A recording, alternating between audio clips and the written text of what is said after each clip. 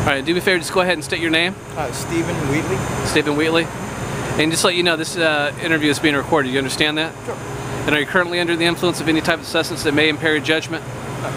And have I made any threats or anything like that to get you to make this video? No.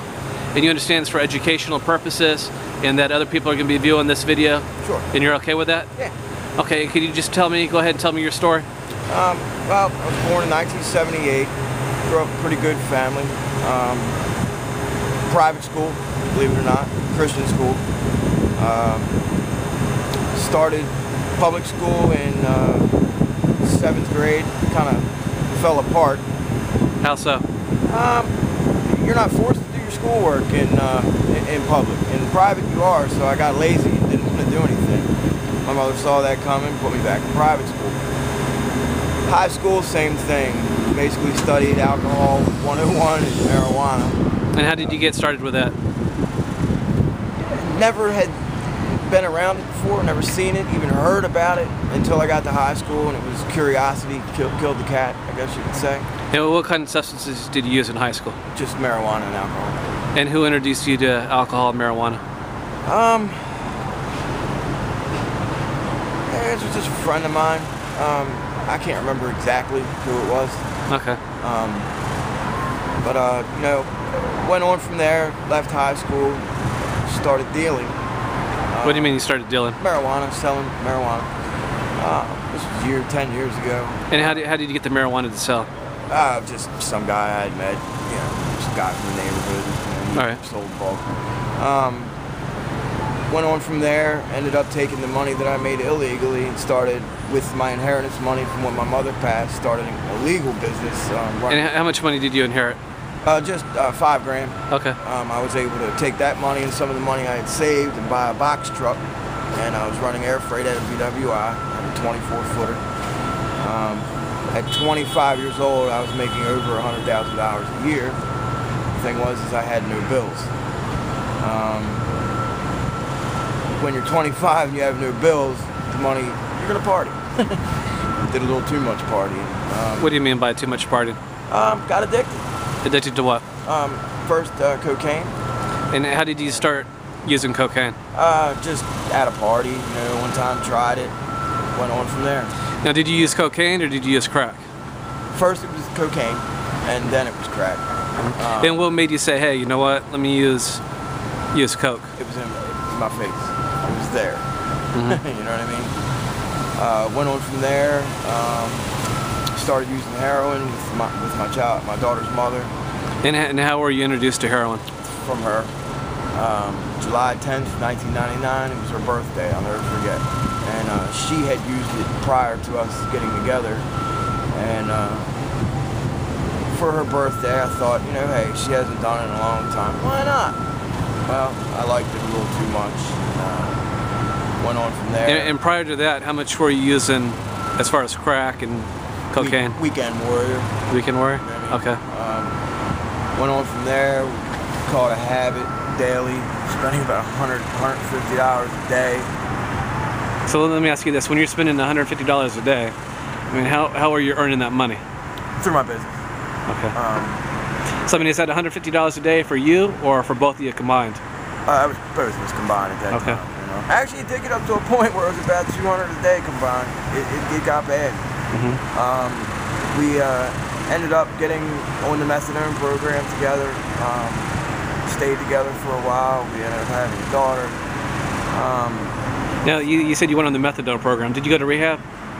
I've never been inpatient rehab. So how did you get hooked up with the methadone program? Just through, you know, talking to people, you know, just, hey, you need to try this, it works. And it did work for a while. And what made you relapse? I think it was when I got kicked off. Yeah, I got kicked off the meth program. Why did you get kicked off the... missed 3 days in a row, and back then if you missed 3 days in a row, they kicked you off. I don't remember why I missed the days either. You said you had a daughter? Yes, I have 2 daughters. 2 daughters? And where are they right now? With their mother. With their mother? Now, is the mother, are you still with the mother? No. Is she still addicted, or? No, she, believe it or not, she was one of the very, very few that just put it down. No rehab, got off the methadone, I think she picked up shortly, like she was using for a short period after she got off the methadone, set it down and never went back. And when's the last time you saw her? Well, my kids are 13 and 14 and they were 4. So you haven't seen your kids for a while? In fact, her husband adopted them from me. So, And how do you feel about that? Not good. But he is a good guy. He makes great money. He got them both in private school, along with his other 6 kids, all in private school. So I know that they're better off with him. That's why I signed the paper with them with me. But, and how did you end up here in Baltimore? Came up here one day from Glen Burnie to buy, and I had just gotten my income tax check from another job that I had, and never left.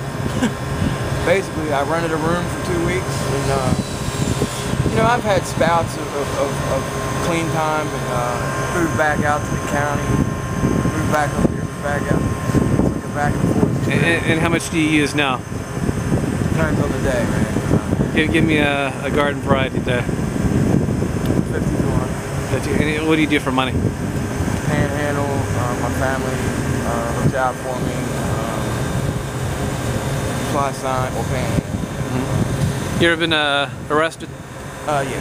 How many times have you been arrested? 4 or 5. 4 or 5? And for what? Got DUI, assault. You ever been arrested for possession? Oh, well, yeah, years ago for marijuana. Never for anything else. My hand's cold. I'm pulled up. That's alright, I understand. Now, I mean, do you have any interest in getting in any type of program or anything like that? Yeah, I'm trying to get a university of the meth program up there now. I have to go Wednesday. So you said you are going Wednesday? Yeah. Next Wednesday. And how long have you been out here on the streets for? Off and on since 2001. Since 2001? Off and on. You know what I mean? I had about 8 months clean 2 years ago. I had about a year clean a year prior to that. I usually last about a year out here, then I'll get clean for a little while. You know what I mean? And then last a year. What do you think's the difficulty to staying clean?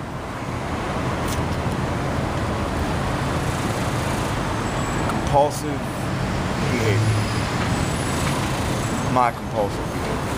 I'll get it in my head I want to get high, and I do. You know, it's like. Is it easy to find? Yeah. Well, let me ask you this: if you can't find any heroin, I mean, what do you use as a substitute? Maybe I'll get some methadone. Suboxones do not work for me, so that's not an option. You use any other type of substance? A little coke. A little coke. Okay. And how easy is it to get? 10 minutes. 10 minutes. And I mean, if you had to do it all over again at that party, when you used coke, would you do it over again knowing what you know now? Absolutely not. I'm sorry? No. No? Absolutely not. And what type of advice would you have to, say, some middle school or a high school kid that might be at a party and that might come up?